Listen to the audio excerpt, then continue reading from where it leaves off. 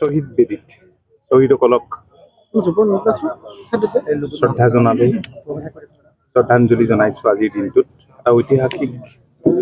এটা ঐতিহাসিক স্মৰণীয় দিন এই দিনটো। আৰু যোৱা কেইবাবছৰৰে অসম চৰকাৰ, কৃষি বিভাগ, স্থানীয় ৰাইজ আৰু প্ৰশাসনে যৌথভাৱে শ্বহীদ দিৱস অনুষ্ঠিত কৰি আহিছে। আৰু কিছু আমি কৃষি বিভাগৰ তৰফৰ পৰা কাম কাজো আমি ইয়াত কৰিছোঁ। মই শ্বহীদৰ পৰিয়ালক সমবেদনা জনাইছোঁ, য'তেই আছে। শ্বহীদসকলৰ আত্মাই চিৰশান্তি লাভ কৰক, তাকে কামনা কৰিছোঁ। আজি পথৰ ঘাট অৱহেলিত বঞ্চিত প্ৰতি বছৰে এই কথা চৰ্চা হৈ থাকে।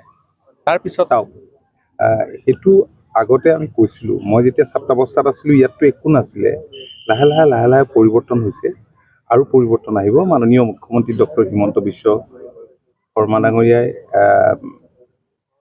পৰিকল্পনা কৰিছে কিদৰে আৰু এই অঞ্চলত কি কৰিব পৰা যায়।